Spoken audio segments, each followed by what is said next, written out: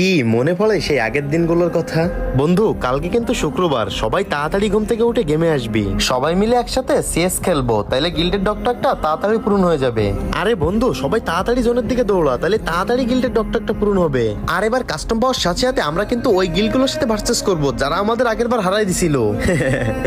কি মনে পড়ে এসব দিনগুলোর কথা? চলো আরেকটু মনে করায় দিই। বন্ধু বন্ধু চল, আজকে আমার হিরোইকে উঠতে হবে। তোরা যে যাই করিস না কেন, আমি কিন্তু পিকের সাদের উপরে নেমে শুয়ে থাকবো। দেখিস তোদের আগে আমি যেমন হিরোইকে উঠবো।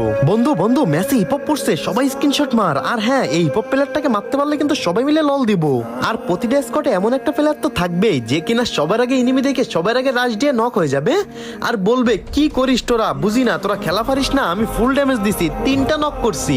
মানে কত অজুহাত, এমনকি নেট খারাপের অজুহাতও দিবে। জানি এখন তোমার ইমোশন কাজ করতেছে, আসলে কথায় আছে না, ওল্ড ইজ গোল্ড। এখন ফ্রি ফায়ার গেমটা যতই আপডেট করুক না কেন, আগের যে সবাই একসাথে বন্ধু